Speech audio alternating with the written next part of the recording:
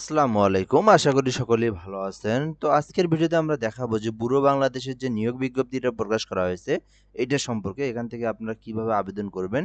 এখানে পদের সংখ্যা, পদের নাম, বেতন স্কেল সবকিছু আমরা সুন্দরভাবে বুঝায় দেব।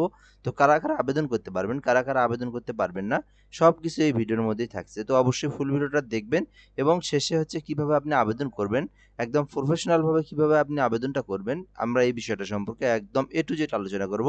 তো আশা করি আপনি ফুল ভিডিওটা দেখবেন এবং বিষয়টা জানতে পারবেন। তার আগে আমি বলে নিই অবশ্যই আমাদের এই চ্যানেলটা যেটা আছে এমআর রায়হান হোসেন চ্যানেলটা, এই চ্যানেলটাতে অবশ্যই সাবস্ক্রাইব করে রাখবেন। এই চ্যানেলের মাধ্যমে সকল ধরনের সরকারি এবং বেসরকারির মধ্যে যে জবগুলো আপনার ভালো মানের, বেতন ভালো, কোয়ালিটি ভালো, ফ্যাসিলিটি ভালো, এই প্রাইভেটের মধ্যে এই সার্কুলারগুলো আমরা আপলোড করে থাকি এবং সরকারি সকল ধরনের জব রিলেটেড ভিডিওগুলো আমরা আপলোড করে থাকি। তো অবশ্যই আমাদের সঙ্গে যুক্ত থাকবেন, আমাদের চ্যানেলটাতে সাবস্ক্রাইব করে সঙ্গে থাকবেন। তো এখান থেকে প্রথম থেকে দেখাবো যে বিষয়টা সেটা হচ্ছে এটাতে কিন্তু বাংলাদেশের সকল জেলার সকল প্রার্থীরা আবেদন করতে পারবে শুধুমাত্র অনার্স পাস করে। তো আমরা এখান থেকে একটু বিষয়টা দেখার চেষ্টা করি। পদের নাম হচ্ছে সহকারী কর্মসূচি সংগঠক, গ্রেড হলো 15। অর্থাৎ বুড়ো বাংলাদেশের যে 15 গ্রেডের যে বেতনটা সেটা কিন্তু ধরা হবে। পদের নাম হচ্ছে সহকারী কর্মসূচি সংগঠক। শিক্ষাগত যোগ্যতা স্নাতক বা ডিগ্রি, অর্থাৎ আপনি যদি শুধুমাত্র অনার্স অথবা ডিগ্রি পাস করেন, একদম ফ্রেশার, কোনো অভিজ্ঞতা লাগবে না। তো তারা হচ্ছে একদম ফ্রেশারই চায়। তো আপনি একদম কোনো ধরনের অভিজ্ঞতা লাগবে না। শুধুমাত্র আপনি পাস করছেন অনার্স অথবা ডিগ্রি, দেন কিন্তু আপনি এই পদে আবেদন করতে পারবেন। ওকে? তো এরপরে হচ্ছে পরীক্ষার ফলাফল যে বিষয়টা দেওয়া আছে এখানে, সকল পরীক্ষায় কমপক্ষে ২য় শ্রেণী অথবা অনূর্ধ্বমানের ডিগ্রিধারী হতে হবে। অর্থাৎ আপনি সকল পরীক্ষায় 2 পয়েন্টের উপরে থাকতে হবে আপনাকে। তবে একটি ৩য় বিভাগ গ্রহণযোগ্য। শুধুমাত্র একটাতে ৩য় বিভাগ গ্রহণযোগ্য হবে। গ্রেড পদ্ধতির ক্ষেত্রে 4 যদি হয়, অর্থাৎ হচ্ছে আপনারা যেমন অনার্স ডিগ্রিতে 4 পয়েন্ট গ্রেডে না, সেক্ষেত্রে আপনার কিন্তু 2 পয়েন্ট থাকতে হবে এবং যেগুলো হচ্ছে এসএসসি, এইচএসসিতে জিপিএ 5 যেগুলো হয় 5 এর মধ্যে, সিজিপিএ 5 এর মধ্যে সেগুলোতে হয় আপনার 2.50 বা 50 ঊর্ধ্বে থাকতে হবে। তবে যেকোনো একটাতে যদি আপনি কম পেয়ে থাকেন দেন আপনি আবেদন করতে পারবেন। এরপরে যে বিষয়টা দেওয়া আছে এখানে অভিজ্ঞতা, তো এখানে অভিজ্ঞতা আবশ্যক না। মানে আপনি একদম ফ্রেশার, দেন আপনি আবেদন করতে পারবেন। কোনো ধরনের অভিজ্ঞতার প্রয়োজন নাই। তো বেতন ভাতা এখানে কিন্তু তারা উল্লেখ করে দেওয়া আছে। বিভিন্ন এনজিওতে আপনার দেখবেন বিভিন্ন চাকরিতে আলোচনা সাপেক্ষে এইটা ওইটা, এটাতে কিন্তু নাই। একদম সহজে মানে একদম উল্লেখ করে দেওয়া আছে। তাদের যে নিয়ম নীতি আছে 15 গ্রেডের যে বেতনটা ধরা হয়, তারা এটা দিয়েই দিছে স্পষ্ট করে যে শিক্ষানিবাসকালে ৩০,০০০ টাকা বেতন দিবে। অর্থাৎ আপনি ৩ মাস শিক্ষানিবাসকাল থাকবেন, এই ৩ মাসে আপনি ৩০,০০০ টাকা করে বেতন পাবেন এবং স্থায়ীকরণের পর ৩৫,০০০ টাকা করে বেতন পাবেন। পাশাপাশি অন্যান্য বেতন ভাতাসহ বেশ কিছু ভাতা আছে। তাদের সুযোগ সুবিধা অনেক আছে। তো এগুলো সহ কিন্তু আপনি এগুলো পাবেন। পাশাপাশি ৩৫,০৭৫ টাকা বেতনও পাবেন। তো আবেদনের শেষ তারিখ সর্বোচ্চ ৩৫ বছর। তো এই হচ্ছে আপনার হলো বিষয়। এখান থেকে আপনি দেখবেন যে অন্যান্য যে এনজিও গুলো আছে, এগুলোর থেকে বুড়ো বাংলাদেশ একেবারেই একটু ভিন্ন। একেবারে একটু কি ভিন্ন। এখানে আপনার সবকিছুই স্পষ্ট, কোনো ধরনের এখানে আপনার আলোচনা সাপেক্ষে নাই। যা বেতন দিবে তারা সেটা মানে একদম কাটকুট লেখা আছে এখানে, ঠিক আছে? তো আপনি দেখতে পারেন অন্য থেকে এটাতে দেখতে পারেন, আবেদন করে দেখতে পারেন। তো এখানে পদের সংখ্যাও কিন্তু নিবে মোটামুটি অনেক। কারণ অর্থাৎ হচ্ছে আপনার বাংলাদেশের সকল জেলার যে জায়গায় শূন্যপদ আছে তাদের সকল শূন্যপদগুলোই কিন্তু তারা পূরণ করবে এই নিয়োগের মাধ্যমেই। সো আপনি এইবার আবেদনটা করতে পারেন।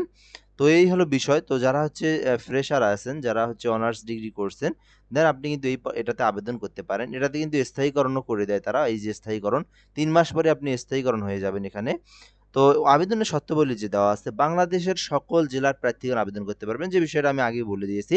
বুড়ো বাংলাদেশে যেন কোনো পদে পূর্বে চাকরি করেছেন এমন প্রার্থীদের বা এমন প্রার্থীরা আবেদন করার প্রয়োজন নেই। অর্থাৎ আপনি এর আগে জব করেছেন, দেন আপনি আবার ছেড়ে দিয়েছেন। আপনি হচ্ছে বা আপনি আবেদন করছেন বা যাননি বা এরকম বেশ কিছু কারণে আপনি বুড়ো বাংলাদেশের সম্পৃক্ত ছিলেন, এখন আপনি নাই। তো আপনাকে আবেদন করার প্রয়োজন নেই। তারা চাচ্ছে একদম ফ্রেশার, মানে আপনি এর সাথে ব্যুরোর সাথে আগে সম্পর্ক নেই, আপনি একদম নতুন, আপনি আবেদনটা করবেন।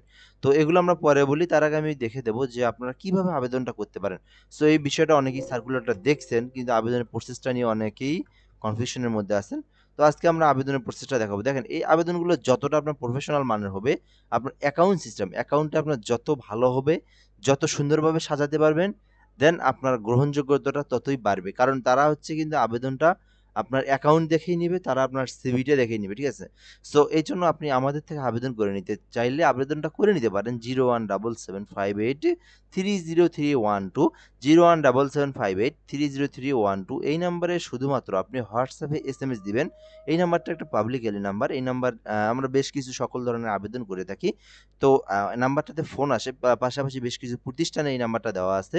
প্রচুর ফোন আসে। তো আপনি যদি আমাদের থেকে আবেদন করে নিতে চান, হোয়াটসঅ্যাপ নাম্বারে শুধুমাত্র SMS দিবেন। ভয়েসও দেওয়ার প্রয়োজন নাই বা ফোন দেওয়ারও প্রয়োজন নাই।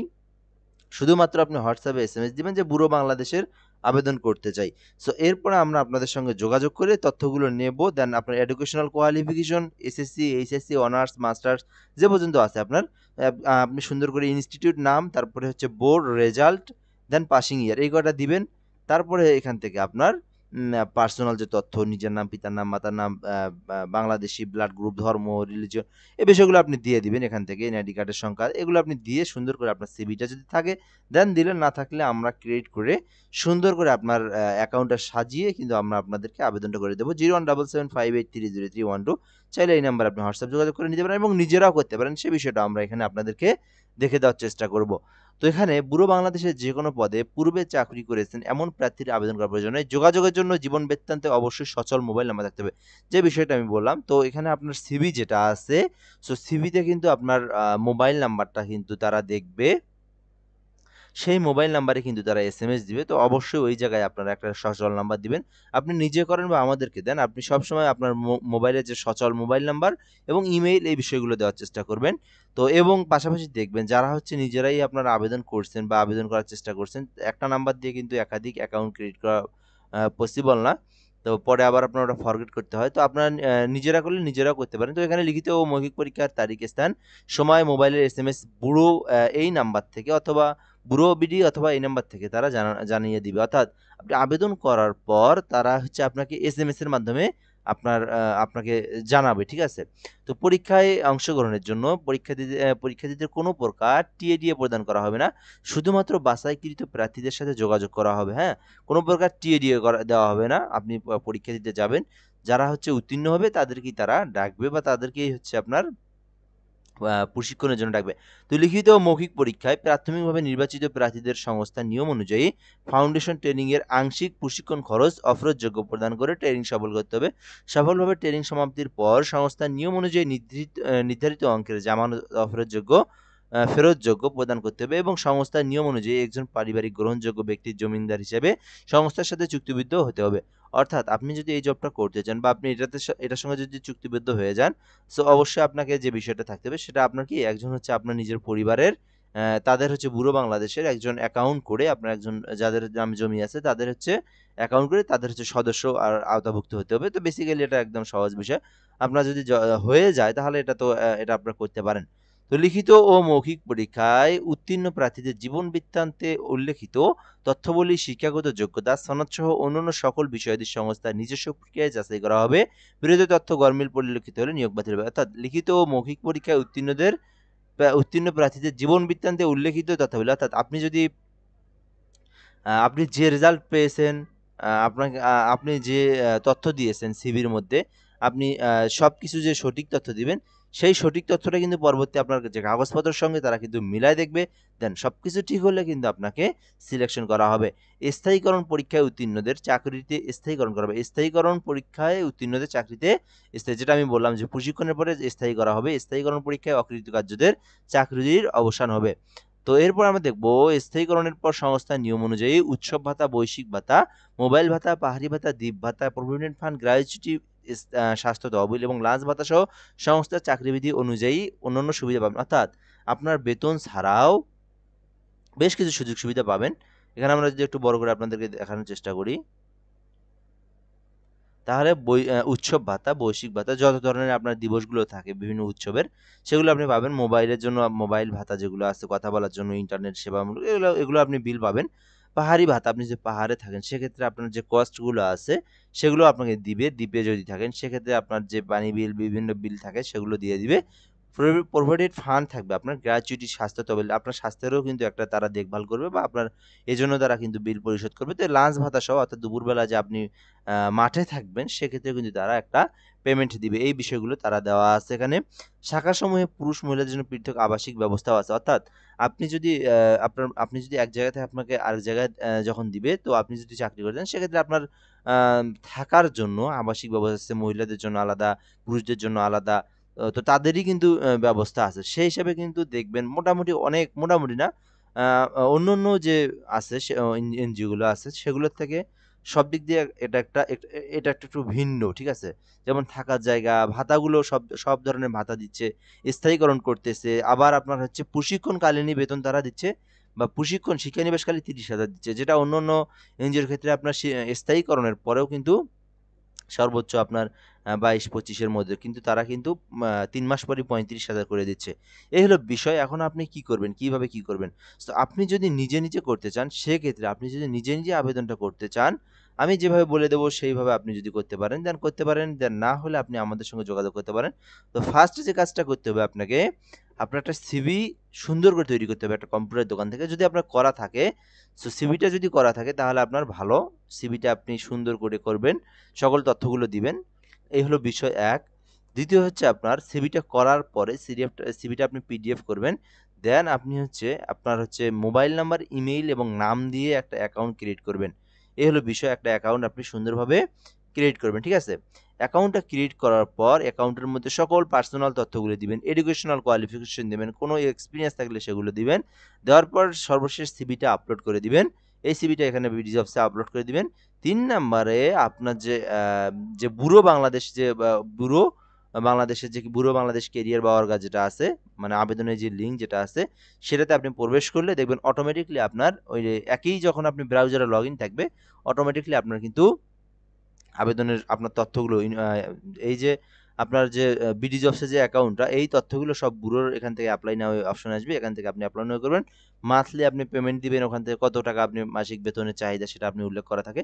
তো আপনি ৩০,০০০ এর মতো দিবেন। যেহেতু তারা শিক্ষানিবাসকাল ৩০ দিছে, আবার কমও দেওয়ার প্রয়োজন নাই, বেশিও দেওয়ার প্রয়োজন নাই। তখন বেশি দিলে তারা দেখবে যে তাদের হচ্ছে যে বেতন কাঠামো, তার থেকে যদি আপনি ঊর্ধ্বে দেন, তাহলে বলবে যে, "না, আমাদের এই পর্যন্ত আমাদের ১৫ গ্রেডের ৩০,০০০ টাকা পর্যন্ত দেওয়া আছে।